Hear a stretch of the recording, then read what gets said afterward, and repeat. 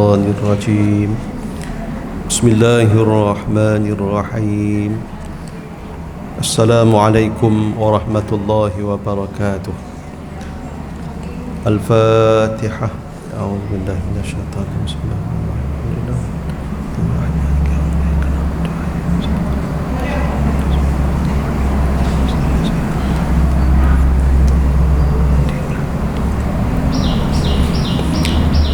الحمد لله رب العالمين والصلاة والسلام على رسول الله الأمين وعلى آله وأصحابه أجمعين سبحانك لا علم لنا إلا ما علمتنا إنك أنت العليم الحكيم ولا حول ولا قوة إلا بالله العلي العظيم قال رب اشرح لي صدري ويسر لي أمري واحلل عقدة من lisani yafqahu qawli. Muslimin muslimat yang dirahmati Allah Ta'ala sekalian, alhamdulillah, bersyukur kepada Allah Subhanahu wa Ta'ala, pagi ini kita dapat bersama lagi bagi meneruskan kuliah Duha mingguan ini, dan moga-moga Allah Ta'ala mengampunkan dosa-dosa kita dan mengurniakan rahmat serta keridhaannya sehingga layak untuk kita bersama dengan Nabi sallallahu alaihi wasallam di syurga nanti insya-Allah. Kita akan mulakan dengan bacaan wirid Imam An-Nawawi, hizib Imam An-Nawawi, muka surat 101 insya-Allah.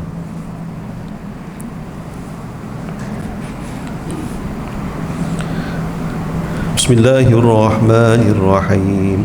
Bismillah, Allahu Akbar, Allahu Akbar, Allahu Akbar. Aqulu ala nafsi wa ala dini wa ala ahli wa ala awladi wa ala mali wa ala ashabi wa ala adyanihim wa ala amwalihim alfi la hawla wa la quwwata illa billahil aliyyil azim. Bismillah, Allahu Akbar, الله أكبر، الله أكبر. أقول على نفسي وعلى ديني وعلى أهلي وعلى أولادي وعلى مالي وعلى أصحابي وعلى أديانهم وعلى أموالهم ألف لا حول ولا قوة إلا بالله العلي العظيم. بسم الله، الله أكبر، الله أكبر، الله أكبر. أقول على نفسي وعلى ديني وعلى أهلي وعلى أولادي وعلى مالي وعلى أصحابي وعلى أديانهم وعلى أموالهم ألف لا حول ولا قوة إلا بالله العلي العظيم.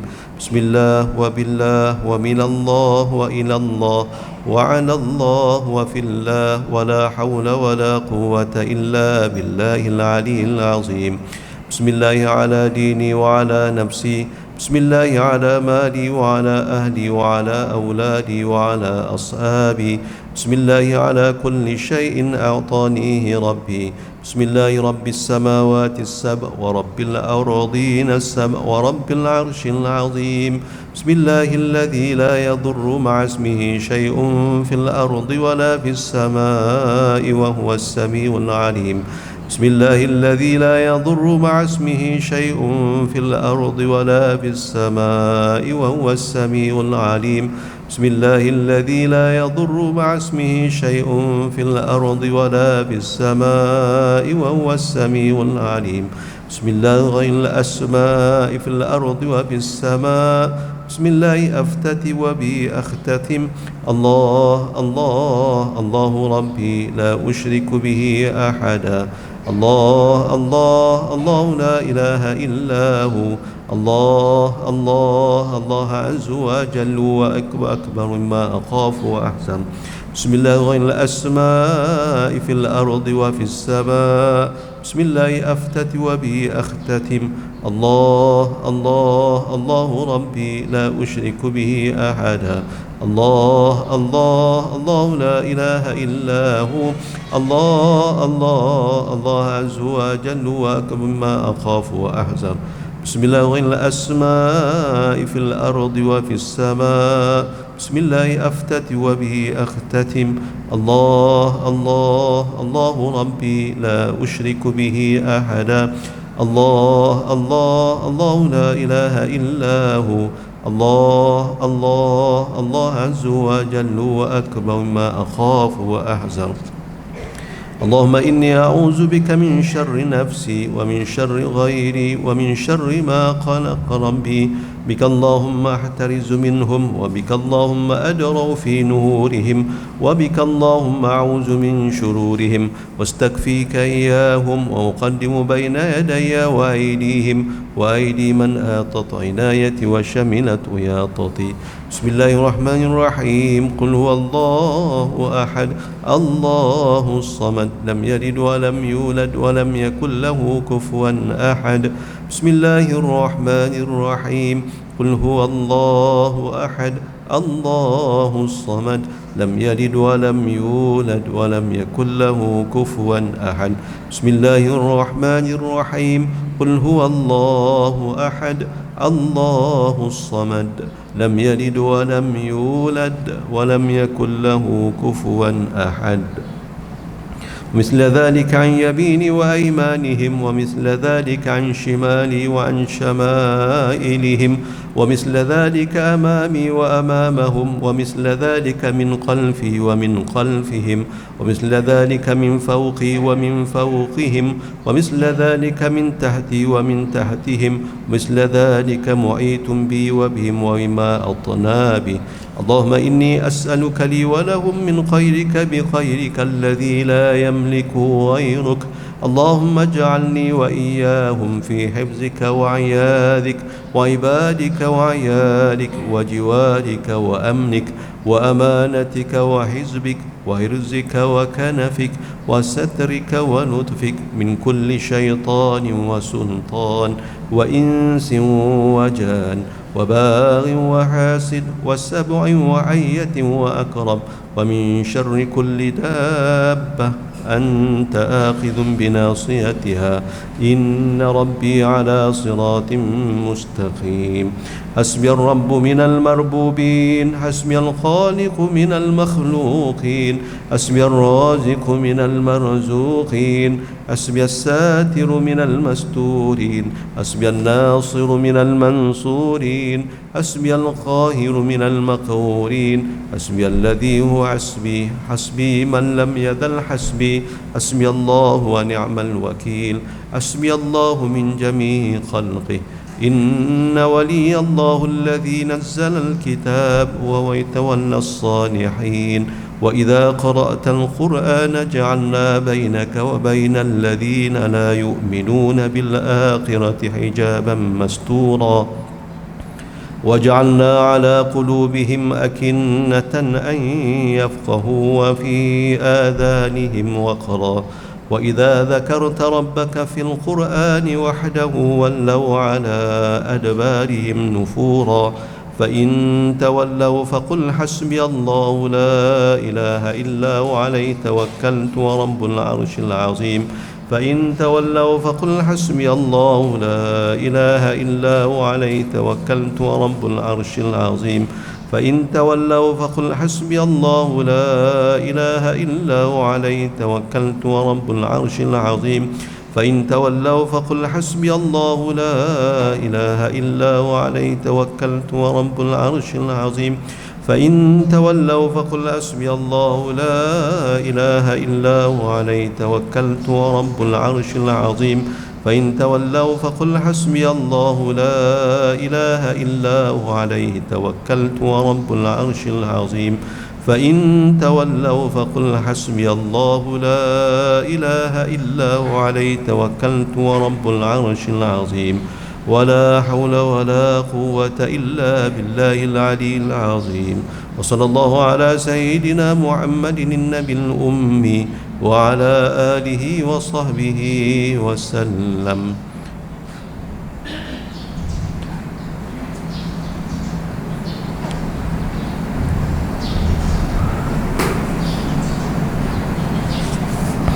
قبأت نفسي في خزائن بسم الله أقفال آسقتي بالله مفاتيحها لا حول ولا قوة إلا بالله أدافع بك اللهم عن نفسي ما أطيق وما لا أطيق لا طاقة لمخلوق مع قدرة الخالق حسبي الله ونعم الوكيل بقفي لطف الله بلطيف صنع الله بجميل ستر الله نقلت في كنف الله تشفقت بسيدنا رسول الله توصلت بأسماء الله آمنت بالله توكلت على الله إن قلت الله لكل شدة اللهم يا من اسمه محبوب ووجهه مطلوب واكفني ما قلبي منه مرهوب أنت غالب غير مغلوب وصلى الله على سيدنا محمد وعلى آله وصحبه وسلم حسبي الله ونعم الوكيل حسبي الله حسبنا الله ونعم الوكيل حسبنا الله ونعم الوكيل حسبنا الله ونعم الوكيل وأفوض أمري إلى الله إن الله بصير بالعباد.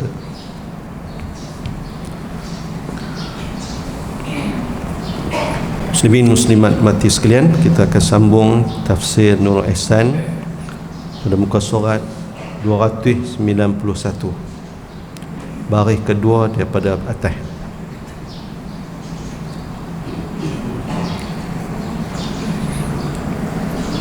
Ayat yang ke-27 daripada surah Al-Hijr. Allah Subhanahu wa taala berfirman, A'udzubillahi minasyaitonir rajim. Wal janna khalaqnahu min qablu min naris samum. Dan jan iblis itu kami jadi akan dia dahulu daripada Adam, daripada api samum yang tiada asap baginya, yang tiada asap baginya seperti api lintar.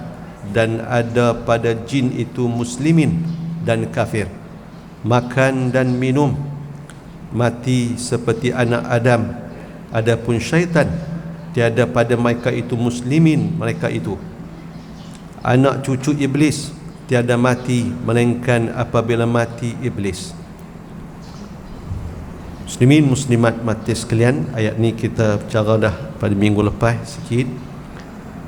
Allah Ta'ala menyatakan dan jan menurut sebahagian ulama, jan ni maksudnya pak kepada jin.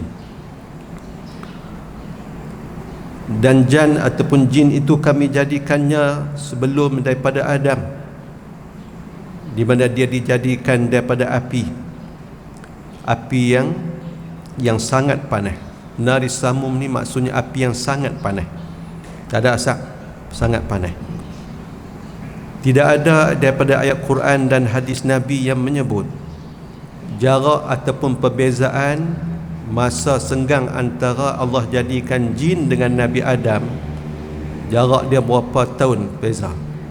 Tapi dalam kitab Al-Mubda yang disusun oleh Ibnu Bashar Al-Qurashi, ada menyatakan bahawa Allah jadikan jin 2000 tahun sebelum tu Adam, 2000 tahun.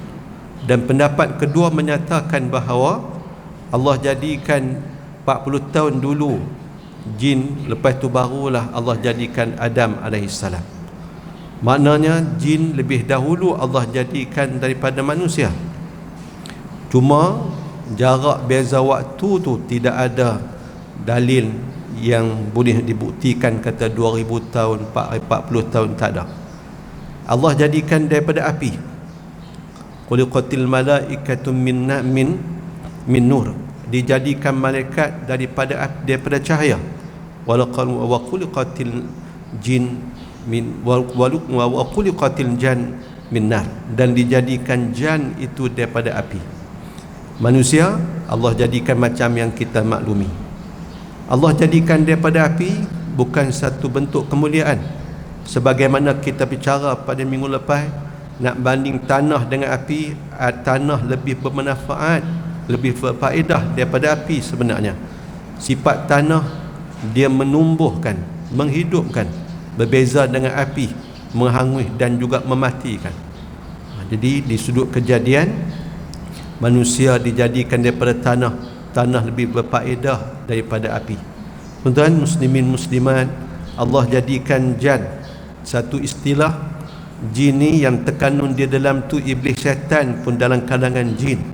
Jin yang kita duk sebut jin-jin pun juga dalam jan itulah juga. Sebagaimana Allah Ta'ala sebut berkaitan dengan iblis, yang setelah mana dia mengingkari arahan Allah supaya sujud hormat kepada Nabi Adam alaihissalam, Allah cerita dalam surah yang lain, kana minal jinni fafasaqa an amri rabbih, dia iaitu iblis itu adalah dari kalangan jin dan dia ingkar terhadap arahan suruhan Tuhannya. Jadi bukan di kalangan malaikat yang kata iblis jin ni, dia terdiri dari kalangan jin, dan jin adalah makhluk yang tak kelihatan. Kita bicara minggu lepas, perkataan yang ada huruf jim nun ni biasanya akan menunjukkan kata tak nampak. Contoh jin memang tak nampak. Jannah, syurga pun kita tak nampak lah ni, tu hidup. Junun, orang gila tak nampak tuan-tuan. Dia tak clear, tak nampak kehidupan yang sebenar, jadi tak ketahuan. Janin, duduk dalam perut, dalam rahim seorang perempuan, seorang ibu, tuan-puan juga tak nampak di mata zahir. Jadi begitulah dengan jin. Jin ada tetapi tak nampak. Kita wajib beriman dengan kewujudan dia. Makhluk ni ada makhluk yang juga ditaklifkan oleh Allah Ta'ala, yang kata jin ni ditaklifkan untuk melakukan ketaatan dan juga suruhan Allah Ta'ala. Wa ma khalaqtul jinna wal insa illa liya'budun, tidak ku jadikan jin dan manusia melainkan untuk mengabdikan diri kepadaku. Penafsir kitab kita ni, penafsir ni menyebut jin itu muslimin dan kafir. Jin ada yang Islam, ada yang kafir. Kalau istilah jin ni ada istilah Islam dan kafir. Sebagaimana dalam Al-Quran, dalam surah jin sendiri ada sebut ayat ke-11, wa anna minna salihun wa minna duna dhalik kunna taraqidadah. Jin bagi tahu bahawa di kalangan kami ada yang baik dan ada yang tak baik, dan kami ikut jalan masing-masing. Tuan-tuan, dalam ayat surah jin juga, wa anna minnal muslimun wa minnal qasitun, ada di kalangan kami yang taat kepada Allah, serah diri kepada Allah, dan ada yang ingkar terhadap perintah Allah Ta'ala. Macamlah juga perangai manusia, ada yang beriman, ada yang kafir. Macam itulah juga dengan jin. Tuan-tuan, ada di kalangan jin yang soleh macam manusia juga, alim, soleh. Kita jangan buat action lah, duk belagak kata kononnya sebaik-baik jin sejahat-jahat apa? Macam mana? Sebaik-baik jin adalah sejahat manusia. Datuk Ismail kamu kata tak boleh pakai kata-kata itu. Pasal makhluk tu ada yang baik macam kita, beriman dan soleh, berilmu macam kita. Macam kita juga, kita di kalangan manusia pun ada yang beriman tapi jahat. Macam itulah jin juga ada yang beriman tapi jahat. Hak kapiak terus pada manusia, jin pun macam tu. Lebih macam, kalau macam tu, apa lebihnya manusia berbanding dengan jin? Lebih tentang kejadian. Laqad khalaqnal insana fi ahsani taqwim, kami jadikan manusia ni dalam bentuk sebaik-baik kejadian. Rupa parah kita cantik, berbeza dengan jin. Hak tu je lebih. Takwa, ilmu apa semua boleh berlumba. Lebih tentang rupa kejadian. Hikmah Allah Ta'ala tak bagi tampak makhluk tu kerana rupa mereka tak macam dengan kita. Kita mungkin tak boleh duduk kalau kita nampak mereka. Tak sampai pagi ni kat kuliah, nak keluar rumah tak berani. Hak duduk dalam rumah pun nampak macam mana pun tak tahu. Hikmah Allah Ta'ala. Mengikut seperti mana riwayat daripada Ibnu Abbas, bagaimana bila Allah Ta'ala jadikan jan kepala jin ni, Allah Ta'ala kata nak minta apa? Dia pun minta supaya dia boleh melihat kepada pihak lain, tapi pihak lain tak boleh melihat dia. Orang boleh tengok dia boleh tengok orang, tapi orang tak boleh tengok dia. Ni di permintaan pertama. Yang kedua, dia minta supaya umur dia panjang. Tuan-tuan, kalau umur panjang ni hak yang iblis setan ni. Jin ni kata mengikut riwayat macam kita juga ada mati dia. Iblis tu setan tunggu kiamat barulah nak mati. ujung tu baru mati. Mereka yang kata jin ni ada Islam, ada tak Islam, macam kita lah juga. Jadi kata sebaik-baik jin tu sejak manusia. Datuk Semai kamu kata tak boleh, pasal dalam Quran sendiri Allah menakalkan kata-kata jin, sebahagian daripada kami ni yang adalah yang soleh. Wa anna minna salihun wa minna duna dhalik. Ada yang baik, ada yang tak baik, macam juga manusia. Tuan-tuan, mereka mengaji. Kalau kita baca kisah Tok Kenali yang ditulis oleh Ustaz Abdullah Khari almarhum. Ustaz Abdullah Khari, tuan-tuan penulis terkenal Kelantan dulu, meninggal dah. Dia tulis cerita tentang 7 wali Melayu, antaranya Tok Kenali. Tok Kenali waktu mengaji di Mekah tu, kawan mengaji sekali dengan dia adalah jin. Orang tak tahu, Tok Guru tak habaq. Satu hari kawan ni ajak Tok Guru dan kawan-kawan sekelas jemput pergi makan kenduri di kampung dia. Jadi permintaan tu dipenuhi oleh Tok Guru mereka, termasuk dengan Tok Kenali dengan anak murid. Tok Kenali ni anak murid kanan daripada Tok Guru.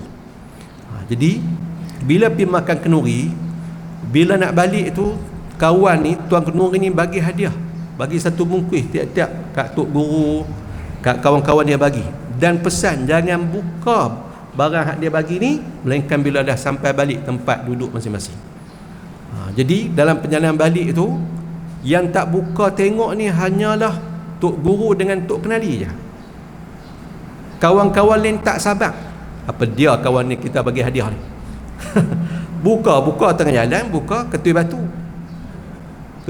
lempar, bagi batu hadiah buat apa?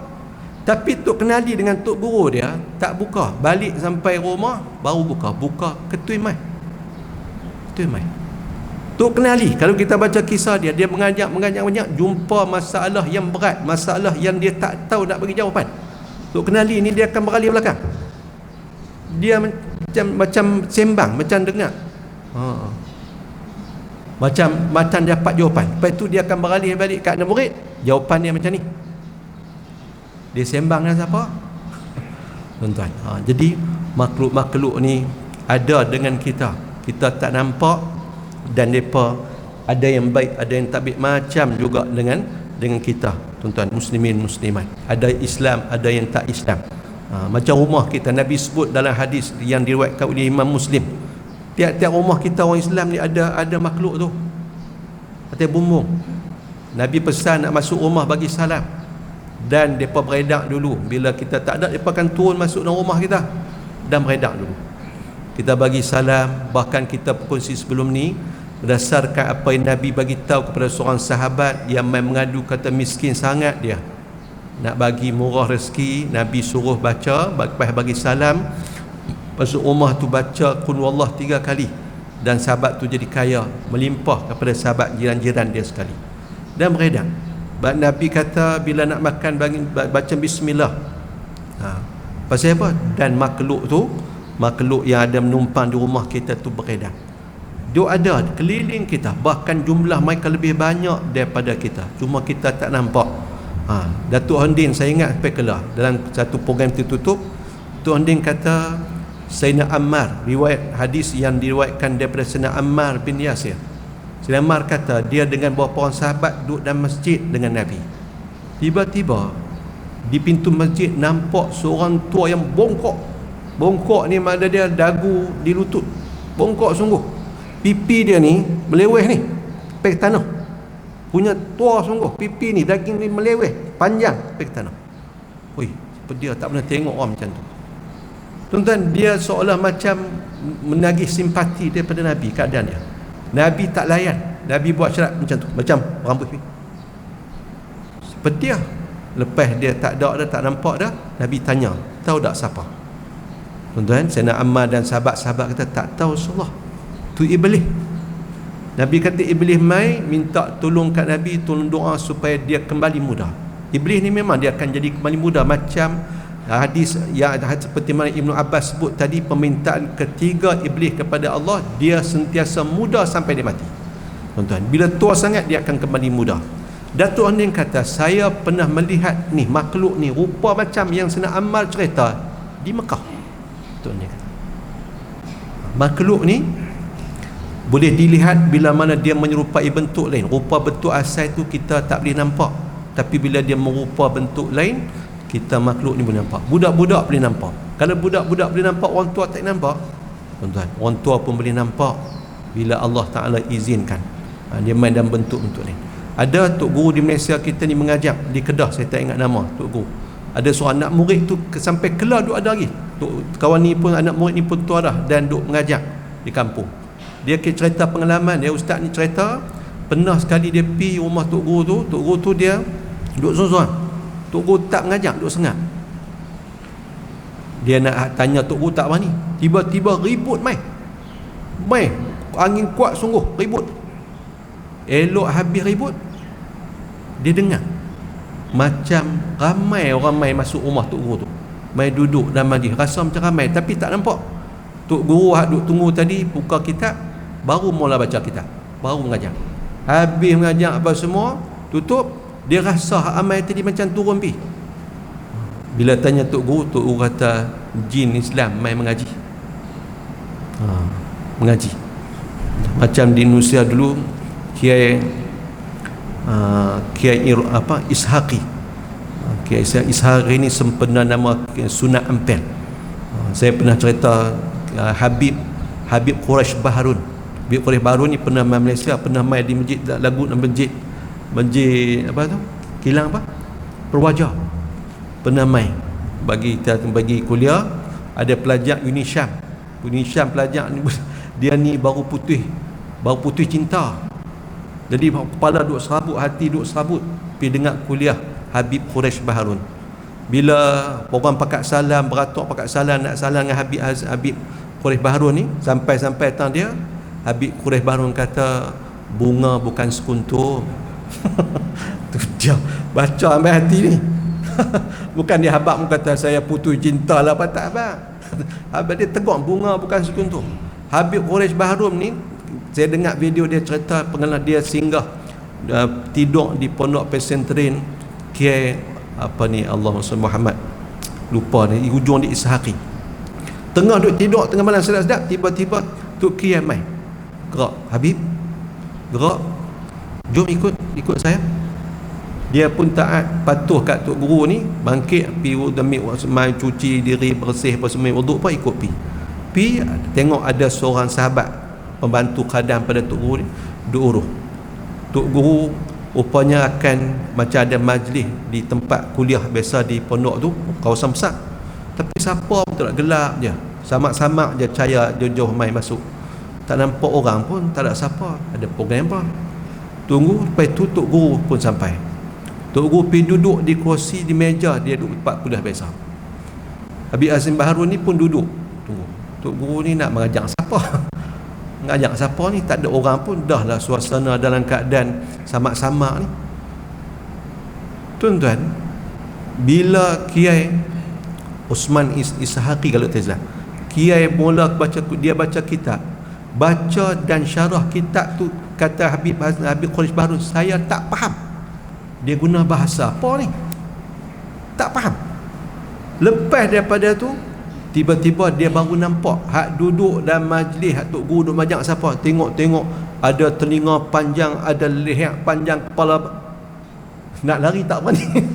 Rupanya tok guru mengajak jin ramai ni, mai macam-macam bentuk jenis-jenis, macam-macam bentuk jenis. Masya-Allah. Tuan-tuan, depa ada, bahkan di kalangan mereka pun ada alim, ada wali, ada. Ni jadi mereka teman hamba Allah taklif macam kita. Tuan-tuan, percaya tak kalau saya sebut ni, kita mengaji pun ramai ni kan? Ramai ni.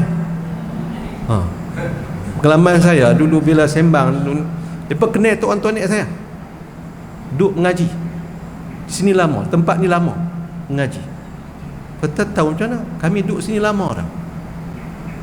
Dan dia ada ketua dia, dia jumlah dia apa semua banyak mana semua. Hak saya tahulah, hak tu saya tak boleh kongsi lah ni, kamera duk ada, payah tak kira orang kata apa dia ustaz ni.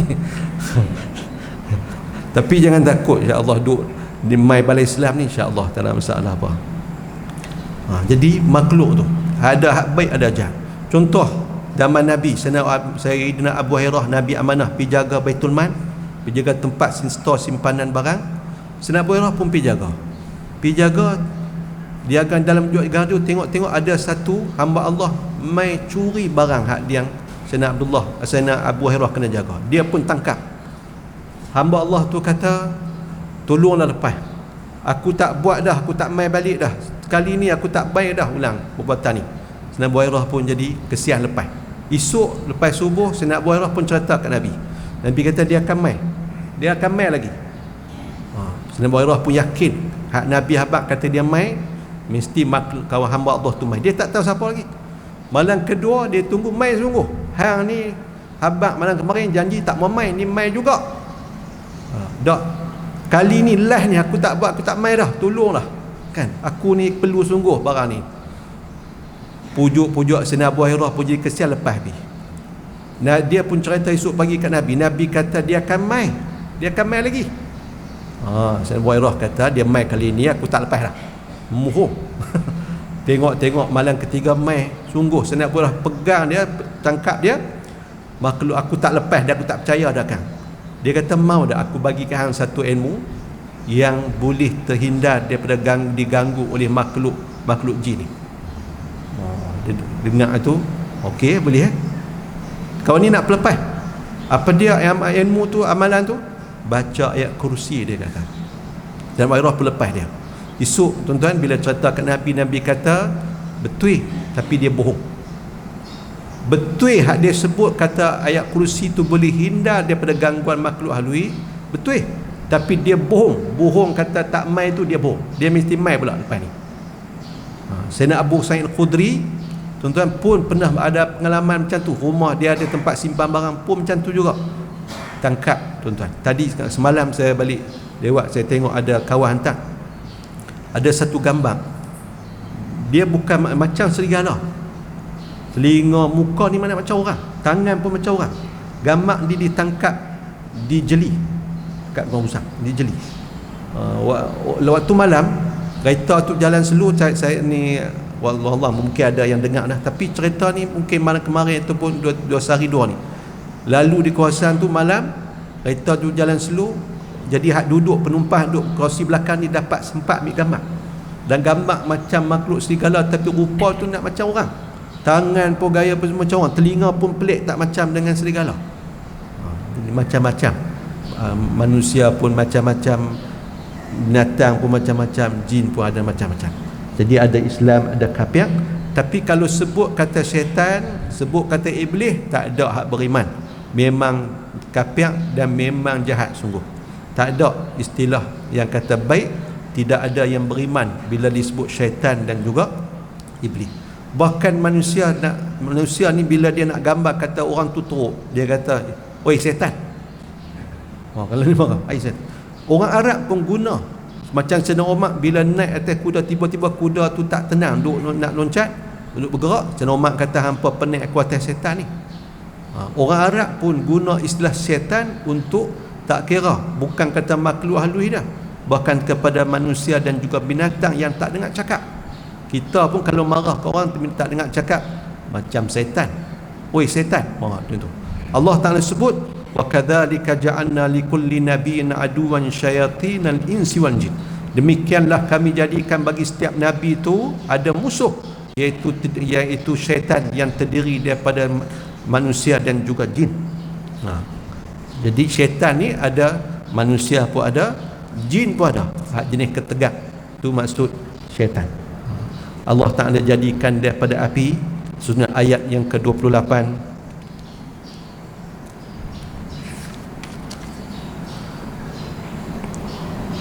wa idh qala rabbuka lil malaikati inni khaliqun basharan min salsalin min hama'in masnun Tuan-tuan tolong tutup dia sambung untuk dengan ayat 29 dalam kitab tu sampai hama'in masnun saja, ayat 28 sampai hama'in masnun. Dan sebut olehmu ketika berkata, Tuhan engkau bagi segala malaikat, hai malaikatku, bahawa aku hendak jadi manusia daripada tanah salsal, daripada hama'in yang busuk-busuk. Sampai itu. Dan ingatlah ketika Tuhanmu berkata kepada malaikat, sesungguhnya aku, kata Allah, Allah nak jadikan basyara, inni khaliqun basyara, aku nak jadikan manusia, min salsalim min hama'im masnun, daripada tanah salsal, daripada yang busuk, yang berubah bau dia. Allah bagi tahu ke malaikat, abang kata dia nak jadikan manusia yang dia akan dibuat daripada tanah. Ayat yang ke-29, fa idza sawaituhu wa nafakhtu fihi min ruhi faqa'u lahu sajidin. Maka apabila aku sudah perbuatnya dan aku tiup padanya daripada ruh aku, maka hendaklah kamu tunduk baginya sujud, akan sebagai sujud tahiyah, yakni penghormatan dengan bongkok tubuh, bukan dengan hantar dahi. Allah kata, bila dah aku buat nanti, buat manusia ni, maka sujudlah, sujud sebagai sujud penghormatan. Bila dah tiup roh, mana dah hidup, maka hendaklah kamu tunduk sujud sebagai tunduk tahiyah penghormatan kepada manusia itu. Allah bagi tahu siap-siap, dan malaikat adalah makhluk yang tak pernah mengingkari arahan Allah Ta'ala. La ya'sunallaha ma amaruhum wa yaf'aluna ma yu'marun. Mereka tidak mengingkari arahan Tuhan mereka, dan mereka menunaikan apa yang diperintahkan. Ini sifat malaikat. Bila Allah Ta'ala nak jadikan malaikat, jadikan manusia, Allah bagi tahu kat malaikat dan pesan, bila manusia dah ditiup roh nanti, maka sujudlah kepada manusia itu. Lalu ayat yang ke-30 Allah Ta'ala nyatakan, fasajadal malaikatu kulluhum ajma'un. Sampai tentu tuan-tuan tutup. Maka sujud malaikat sekalian melainkan iblis. Maka sujud malaikat sekaliannya, sampai tentu. Fasajadal malaikatu kulluhum ajma'un. Ayat yang ke-31, illa iblis aba an yakuna ma'as sajidin. Melainkan iblis tiada sujud, bantah bahawa jadi ia daripada segala orang yang sujud. Bila Allah perintahkan, termasuklah iblis, maka malaikat semua pakat sujud, tak ada yang ingkar, kecuali iblis aba, yang enggan. An yakuna ma'as sajidin, dia tak mau sujud, tak mau termasuk dalam kalangan orang-orang yang sujud. Lawan dah, dia ingkar perintah Allah Subhanahu wa Ta'ala, walaupun perintah tu, sujud tu hanyalah bentuk penghormatan, bukan sujud seperti mana kita sujud dalam sembahyang. Tapi iblis mula mengingkari arahan Allah. Ayat yang ke-32, qala ya iblisu ma malaka alla takuna ma'as sajidin. Qala ya iblisu ma laka alla takuna ma'as sajidin. Hai iblis, apa kerana engkau tiada ada serta segala malaikat yang sujud? Allah tanya kat iblis, pasal apa tak mau termasuk dalam kalangan orang yang sujud? Iblis jawab, qala lam akun li asjuda li basharin khalaqtahu min salsalim min hama'im masnun. Iblis jawab, sembah iblis, hamba tiada mau sujud bagi manusia yang Tuhanku jadi daripada tanah kering hitam busuk itu. Dia rasa hebat dengan kejadian dia daripada api, hak ni daripada tanah, jadi dia tak mau nak sujud. Dia tak ingat ni perintah Allah Ta'ala. Kan Allah perintah, kena taat walaupun tak setuju, tak suka.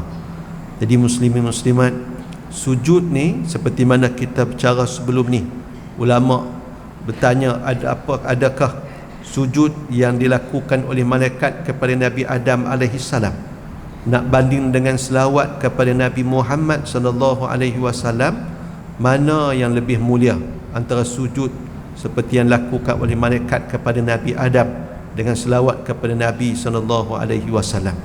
Tuan-tuan, ulama menyatakan bahawa selawat kepada Nabi lah yang terbaik.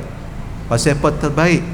Pasal sujud kepada Nabi Adam itu Allah Ta'ala perintahkan malaikat, perintahkan iblis, jin untuk sujud kepada Nabi Adam. Sedangkan perintah tu sekali saja, bukan berulang pun, sekali tu saja. Berbeza dengan selawat kepada Nabi SAW. Allah Ta'ala perintahkan supaya selawat dan salam kepada Nabi ni cara berterusan, mesti dibuat selalu. Dan selawat kepada dan sujud kepada Nabi Adam tu tidak dilakukan oleh Allah Ta'ala. Malaikat kena buat, tapi Allah tak lakukan sujud itu. Tak seperti mana selawat dan salam.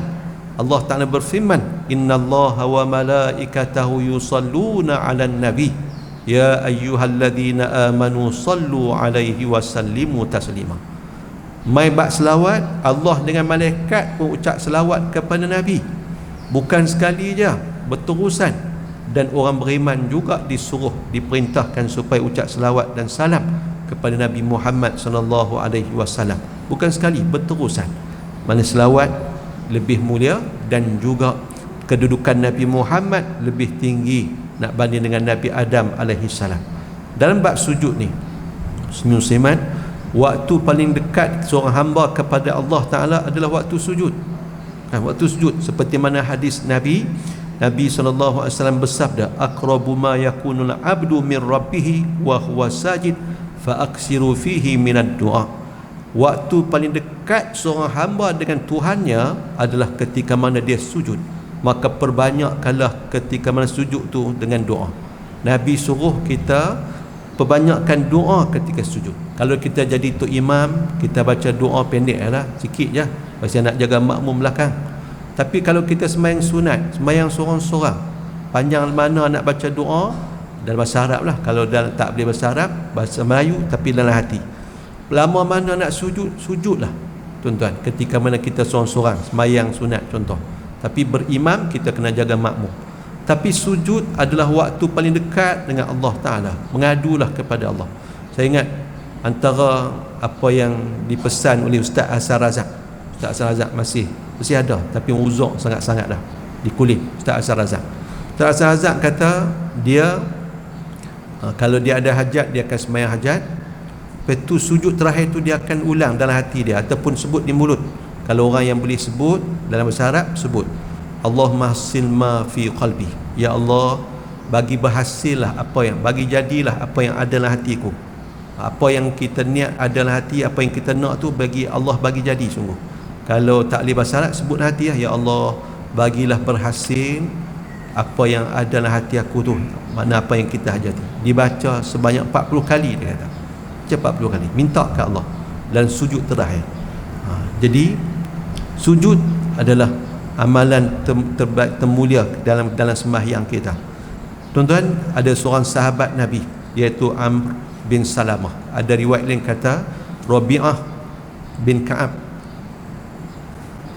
Rabi'ah ni khadam, dia termasuk ahli sufah, orang susah miskin yang duduk di anjung masjid Nabi. Jadi dia satu malam dia tidur di rumah Nabi untuk tolong Nabi, tolong sedia air untuk Nabi ambil wuduk ketika mana nak melakukan qiyamul lail nanti. Jadi ketika mana dia siap sedia air untuk Nabi suci, lepas Nabi ambil wuduk semua, Nabi tanya, apa yang kamu nak? Sebut hajat apa? Lalu Rabi'ah ni kata kepada Nabi, mohon agar dia jadi pengiring Nabi ke dalam syurga nanti. Nabi kata, ada hak lain? Mana ada lain hak lain ke? Permintaan lain tambahan ataupun nak minta lain ganti? Dia kata, ada hak tu je Rasulullah, nak minta boleh jadi pengiring Nabi masuk ke syurga. Jadi Nabi kata kepada sahabat ni, fa inni ala nafsika bi kasratis sujud. Tolonglah aku, kata Nabi, bantu aku dengan mu perbanyakkan sujud, kata Nabi kat dia. Mana banyak sembahyang, perbanyakkan sembahyang. Sembahyang apa? Sembahyang sunat lah tuan-tuan. Kita sembahyang 17 rakaat sehari semalam, tuan-tuan, 34 kali sujud. Sujud ni diakui tuan-tuan. Bila sujud, kajian sains mendapati tuan-tuan, bila kita sujud, dia darah lebih cepat sampai ke otak tuan-tuan, 7% lebih laju. Kalau orang buat yoga, senaman yoga paling hebat ni waktu kepala junang kepala bawah, kaki duduk atas. Kira ni senaman peringkat tinggi yoga ni, kepala duduk bawah, kaki duduk atas. Kita tak ada buat yoga. Yoga tu pelik kan? Teruk. Kita boleh sujud. Sujud, tapi sujud janganlah macam patuk ayam. Lama sikit kan. 7%, saintis barat kata 7% darah lebih laju sampai ke otak, dan 14% darah tu sampai dengan tepat 14%. Tuan-tuan, ada saraf urat darah di kepala kita yang bila darah dipam, waktu biasa dipam, darah tak sampai ke tempat tu, kecuali bila kita sujud. Tuan-tuan, bila kita sujud, graviti di bumi ni, graviti darah secara automatik, tuan-tuan, darah tu tak akan tersedut mai ke bahagian otak yang susah untuk dia sampai, beserta dengan kita rendahkan kepala. Jadi dia akan membantu orang tu jadi sihat. Tuan-tuan, dada dia, urat dia tak, orang perempuan walaupun dia mengandung, bila dia sujud, tuan-tuan, akan membantu untuk melembutkan dia punya kelenjar ataupun otot-otot bahagian yang penting untuk kelahiran. Disebutkan banyak kelebihan-kelebihan dia waktu ketika mana sujud ni. Jadi Nabi kata kat sahabat tu, tolong dia, tolong Nabi, kalau nak macam tu jadi boleh jadi penghuni syurga, maka perbanyakkanlah sujud. Tuan-tuan, ada orang di Mekah, Habib Zain Sumit. Habib Zain Sumit ni bukan bisan, birah kepada Habib Umar kan. Ada seorang syekh kata, aku duk dengar cerita kata Habib Zain Sumit ni duduk di Madinah sekarang. Kata orang kata dia sembahyang sehari 1000 rakaat. Aku tak percaya. Tapi bila Allah izinkan aku pergi rumah dia, aku tengok baru percaya. Ada orang boleh sembahyang 1000 rakaat. Masya Allah, tuan-tuan. Jadi orang sebegini, tuan-tuan, mereka seronok dalam sembahyang. Kita sembahyang kita tu dia laju kan, duk beletiak kata imam, lambat pula dah. Kan. Kita sembahyang seorang-seorang, kita minta doa, sebut apa yang kita nak, tuan-tuan. InsyaAllah boleh. Pak Sumit dulu dia tunjuk dia ni botol tu ayat. Dia kata tengok, duduk diri macam ni ada kosong atas. Bila botol ditunggang, udara tu dia akan naik duduk buat ni. Pak Sumit kata macam itulah orang bila dia semayang, bila dia sujudnya, dia kata apa kedudukan si hamba tu akan naik di sisi Allah Ta'ala. Apa yang ada dalam hati dia akan naik kepada Allah Ta'ala.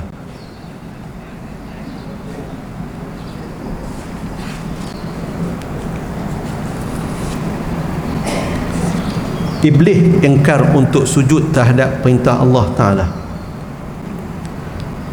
Fasajadal malaikatu kulluhum ajma'un, tak ada seorang pun malaikat yang ingkar, semua sujud, illa iblis aba an yakuna ma'as sajidin, kecuali iblis yang enggan untuk menjadi di kalangan orang yang sujud kepada Allah. Qala ya iblis ma laka alla takuna ma'as sajidin, bila ditanya kepada iblis, awak hang tak mau nak jadi orang di kalangan yang sujud? Qala lam akun li asjuda li basharin khalaqtahu min salsalin min hama'in masnun, dia tak mau sujud kepada manusia yang dijadikan daripada tanah itu. Jadi rasa bangga, besar diri, tak beraya. Mengikut riwayat, tuan-tuan, iblis ni pergi jumpa dengan Nabi Musa alaihissalam. Nabi Musa gelaran dia Kalimullah, boleh sembang dengan Allah Ta'ala. Iblis ni kata kat Nabi Musa, bagi tahu kat Allah, wahai Kalimullah, aku nak bertaubat. Lalu Nabi Musa pun habaq kat Allah. Allah kata mudah ya, suruh dia pergi sujud kat kubur Nabi Adam alaihissalam.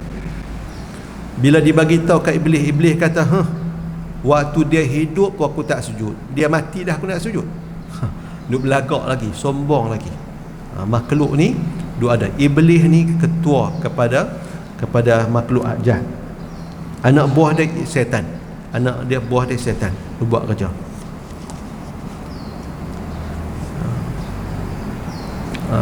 Jin contoh yang kuat ni, contohnya ifrit. Betul, kita ni manusia ni hebat, Allah Ta'ala jadi. Walaupun makhluk tu hebat, makhluk jin ni dia boleh terbang pergi sana, pergerakan dia cepat, boleh tengok jauh, boleh dengar jauh, macam-macam. Macam Nabi Sulaiman lah, jadi khadam dia tu antaranya jin, buat kerja angkut, cari mata dan sebagainya. Tapi makhluk tu tak tahu cerita-cerita gaib. Mereka tak tahu kata Nabi Sulaiman dah wafat dah. Tahu tu bila mana Nabi Sulaiman jatuh, bila tongkat dia dimakan dah. Bertahun buat kerja. Mereka dengan yang kata makhluk ni nak tengok Nabi Sulaiman dengan hujung mata pun takut. Dengan takut sungguh dengan Nabi Sulaiman. Tuan-tuan, Ifrit ni bila Nabi Sulaiman alaihi salam nak sebagai singgah sana Batu Baqi itu dibawa daripada Sabak di Yaman mai ke Palestin, jin Ifrit kata, inni atika bihi qabla an taquma min maqami, saya akan buat mai singgah sana tu sebelum mu bangun wahai tuanku daripada singgah sana kamu. Oi cepat nah, jauh nu Sabak, lebih daripada 1000 km mai ke Palestin, tapi boleh bawa mai singgah sana tempat duduk Batu Baqi mai ke Palestin. Tapi Allah Ta'ala sebut ada manusia, bukan jin, manusia, ada yang menyatakan sepupu kepada Nabi Sulaiman. Ada riwayat kata dia menteri kanan kepada Nabi Sulaiman, iaitu Asif bin Barqayah. Asif bin Barqayah ni ulama gunakan nama dia untuk mohon tawassul kepada Allah Ta'ala. Asif ni orang, tapi orang yang dikurniakan ilmu oleh Allah Ta'ala. Bagaimana dia menyatakan dia akan buat mai singgah sana Ratu Baqi itu sebelum mata Nabi Sulaiman ni sempat, mana dia berkelip tu, buka-buka dah sampai dah. Mana lebih laju, lebih hebat. Tentulah Asif ni, manusia ni lebih hebat, lebih pandai. Jadi manusia Allah bagi kelebihan yang banyak, cumanya tak kelihatan. Orang duk sangka hak nu lebih banyak lagi, hebat lagi, sedangkan tak nampak tuan-tuan. Tak dilihat pun. Depa sesuai dengan alam depa lah. Khususnya ayat yang ke-34. Qala fakhruj minha fa innaka rajim. Firmannya, maka keluar olehmu hai iblis daripadanya, daripada syurga atau 7 langit. Ayat 34. Ayat 35, wa inna alaikal la'nata ila yaumiddin, dan bahawa atas engkau dan atas batas engkau itu laknat aku hingga sampai hari kiamat. Sembah iblis. Dan bahawa atas engkau itu laknat aku hingga sampai hari kiamat, kata Allah. Bila iblis ni ingkar perintah Allah Ta'ala, tuan-tuan ulama kata renunglah ayat ni. Iblis dia lawan, tak mau dengar cakap arahan Allah Ta'ala sekali je, tak mau ikut arahan Allah sekali je, suruh sujud ke Nabi Adam. Allah kata berambut. Bagaimana seorang hamba yang tak mau semayang bukan sekali dua. Ulama suruh kita fikir dengan ayat ni. Allah kata kat iblis, qala fakhruj minha fa innaka rajim. Maka berfirman Allah, fakhruj, berambut keluar, keluarlah minha, daripada syurga ataupun 7 langit, fa innaka rajim, sesungguhnya engkau direjam. Tuan-tuan kena rejam insya-Allah. Allah kata keluar berambut. Wa inna alaikal la'nata ila yaumiddin, dan sesungguhnya ke atasmu laknat sampai kiamat, kata Allah Ta'ala. Saya dulu duk ubat, saya antaranya saya akan guna ayat ni. Nak suruh jin keluar daripada badan, baca ayat ni, suruh dia keluar daripada badan. Jadi tuan-tuan, iblis langgar perintah Allah sekali, Allah kata berambut keluar. Bayangkan dengan orang yang tak mau sujud kepada Allah Ta'ala. Ni sujud ni kat siapa ni? Iblis kena hampir ni kena pasal apa ni? Tak mau sujud kat siapa? Kat Allah ke kat siapa? Kat Nabi Adam. Sekali saja Allah perintah dia lawan, Allah suruh dia berambut. Yang manusia Allah suruh sujud ni, sujud kat siapa? Sujud kat dia, kat Allah Ta'ala, tapi tak mau sujud. Besar ni orang yang tak mau sembahyang, besar kesalahan dia. Allah Ta'ala tak pandang dia, na'udzubillah. Jadi iblis kena laknat oleh daripada Allah Ta'ala dengan arah keluar daripada tempat yang mulia itu. Na'udzubillah. Orang yang tak sembahyang, ingkar ataupun meremeh-remehkan sembahyang ni akan terkeluar daripada lingkungan rahmat Allah Ta'ala. Hidup dia tak ada keberkatan, walaupun nampak dia senang tapi tak bahagia hidup dia. Ada cerita di Saudi dulu, seorang lelaki yang mengkebumikan jenazah adik dia dengan orang kampung. Habis selesai dah, tutup dah pintu kubur, tiba-tiba raba-raba teringat, bila balik rumah teringat, dompet di mana? Rasa-rasa jatuh dalam lubang kubur adik dah tadi. Pi buka balik, korek, tak ada nak jumpa dompet, jumpa api dulu naik menjulang. Adik tu kena bakar dah, tuan-tuan, kena bakar dah. Dengan sebab apa tak tahu. Balik abang ni teriak cerita kat mak, adik apa dia duk buat, kesalahan apa yang payah yang dia duk buat. Mak kata tak tahu, tapi adik hang mempermudah-mudahkan sembahyang. Tak rasa apa kalau tak sembahyang. Kalau sembahyang pun lewat-lewat pun tak ada rasa apa. Masya Allah, tuan-tuan. Jadi ada dulu ni gambar yang viral di Oman kalau tak silap. Budak umur 17 tahun meninggal bila dah dikebumi. Bumi itu dalam beberapa jam je. Kalau ayah dan keluarga dapat surat daripada mahkamah izin untuk buka kubur, bongkar kubur untuk buat cek balik, nak cari punca kematian anak tu. Bila buka, tuan-tuan, buka kubur, tengok kain kapan ni berselerak dah. Baru berapa jam je dikebumikan.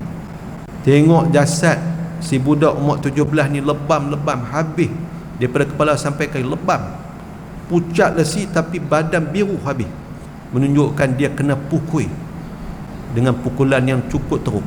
Keadaan mata dia menunjukkan macam dia minta simpati sungguh-sungguh. Berdarah keluar kok hidung dan sebagainya, patah tulang belulang ni patah, macam kena katok sungguh-sungguh. Dalam berapa jam je lepas dikebumikan. Bila ditanya, si ayah tu kata anak ni tak sembahyang, kan, tak sembahyang. Jadi perkara yang besar yang perlu diutamakan, disuruh oleh Nabi secara khususnya dalam bab didik anak ni ialah bab sembahyang, kan. Daripada umur 7 tahun tu kena suruh dah anak tu. 10 tahun boleh pukul dah, pukulan yang tak mencederakan. Masya-Allah. Muslimin muslimat mati sekalian. Jadi moga-moga Allah Ta'ala pemudahkan hidup kita dapat melaksanakan kewajipan beragama ni, terutama bab sembahyang. Kita pun kalau ada hajat, jadi mak ayah anak-anak nak periksa, anak-anak bagi kita ada hajat, dengan sembahyang kita sembahyang hajat, mohon doa minta Allah Ta'ala permudah dan perkenankan dengan sembahyang, insya-Allah. Dan sebab ingkaran iblis ni untuk sujud, maka Allah laknat dia. Nabi cerita dalam peristiwa Mi'raj, Nabi bawa naik ke langit, bagaimana Nabi melihat ada malaikat yang terus sujud, selama dia duduk sujudnya tak angkat-angkat kepala. Bila Nabi bagi salam, kali pertama mereka bangkit, bangun, renggang ataupun angkat dahi mereka untuk jawab salam kepada Nabi sebagai penghormatan dan memuliakan Nabi. Lama ni duduk sujud je. Ada yang qiyam, ada rukuk, ada yang sujud. Masya Allah. Ni orang yang Allah Ta'ala kurniakan kemuliaan makhluk. Jadi perbuatan malaikat ni Allah kumpulkan dalam sembahyang. Kumpul dalam sembahyang. Antaranya perbuatan sujud, dan amalan sujud ni antara amalan yang termulia yang ada dalam ibadat sembahyang kita. Orang Yahudi tak sujud, tuan-tuan. Mereka duk, kalau tengok sembahyang mereka duk terhonggak-honggak badan, duk duduk sujud. Di tembok Haitul Mabki contohnya. Orang Kristian sembahyang, sujud tak sujud? Sujud ni kita. Tak macam ibadat orang lain. Sujud tu duduk kat kita. Sujud ni orang skor gol pun sujud. Dengan main bola saya boleh sepak gol, sujud. Saya terkesan bila baca cerita budak umur 16 tahun yang mati syahid di Gaza. Wallahu alam lah cerita ni tera mana sahih dia. Budak umur 16 tahun yang mati di bom, rumah kena hancur apa semua, orang temui satu retas temui satu kertas dalam poket dia. Dalam poket tu, kertas tu ditulis hari Isnin, dia tulis kesalahan dia. Kesalahan yang dia buat. Saya kata macam ada saya simpan.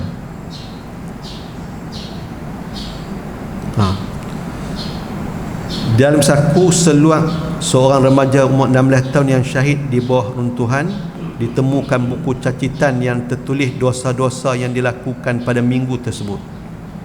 Hari Isnin, dia tulis, hari Isnin aku tertidur tanpa wudu, terlena dalam keadaan tak berwudu. Dia rasa berdosa dah. Itu dia. Kita nak semayang baru ambil wudu, dia rasa dosa bila tidur tanpa wudu. Umur 16 tahun, bukan 61, 16. Hari Selasa, kesalahan yang dia tulis, aku ketawa terlalu kuat, gelak lebih, terbahak-bahak pun dia rasa bersalah sangat dah. Ini kesalahan hari Selasa yang dia buat, dia gelak lebih. Kesalahan hari Rabu, aku tidak mendirikan solat isyak tepat pada awal waktu. Semayang dalam waktu juga, tapi tak seperti biasa, tak semayang di awal waktu. Satu kesalahan di rumah budak umur 16 tahun. Hari Khamis, aku menjaringkan gol saat ketika main futsal dan rasa bangga dalam hati. Timbul rasa bangga boleh skor gol. Kan biasa game main bola bila skor gol ni tu dia kan duk rasa seronok bangga ni. Habis cerita lah, orang pun pakat sorak puji apa semua. Dia rasa bersalah dan satu dosa bila dia boleh skor gol, main rasa bangga boleh dapat skor gol tu. Hari Jumaat, patutnya aku berselawat 1000 kali sehari, tapi hari ni, hari Jumaat ni, aku hanya dapat selawat 700 kali saja. Rasa berdosa, bersalah dengan sebab kurang 300 daripada 1000 yang sepatutnya. Hari Sabtu, aku terlupa zikir pagi, lupa zikir waktu pagi. Masya Allah. Jadi kalau anak kita umur sebaya macam ni, ada kesedaran tera ni, Masya Allah, hebatlah tuan-tuan. Tapi anak-anak di Palestin, khusus di Gaza, maka dididik oleh mak ayah istiqamah dengan semain jemaah, dengan Quran dan sebagainya.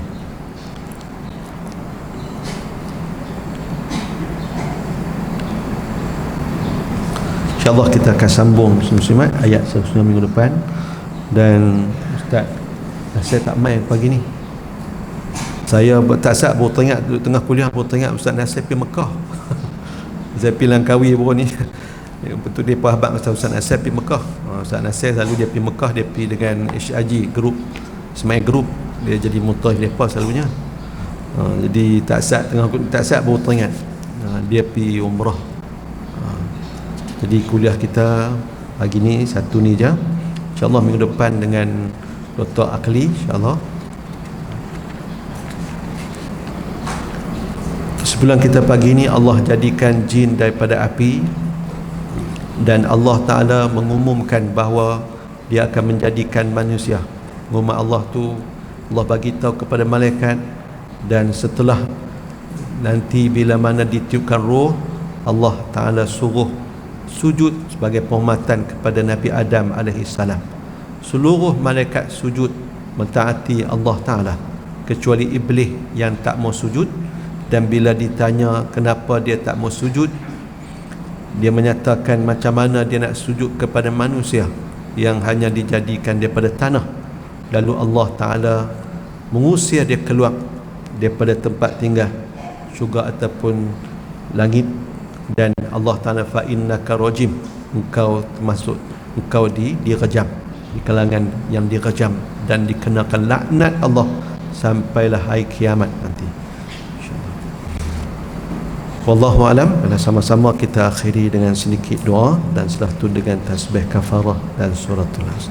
Bismillahirrahmanirrahim. Alhamdulillah wassalatu wassalamu ala Rasulillah wa ala alihi wa sahbihi wa man wala. Rabbana zidna ilma wasi' fi rizqina wa barik lana fima razaqtana اللهم فقهنا في الدين وعلمنا تأويل واهدنا إلى صراطك المستقيم ربنا آتنا في الدنيا حسنة وفي الآخرة حسنة وقنا عذاب النار وصلى الله على سيدنا محمد وعلى آله وصحبه أجمعين الحمد لله رب العالمين سبحانك اللهم Wallahu alam. Assalamualaikum warahmatullahi wabarakatuh. Kami nak bagi beras untuk satu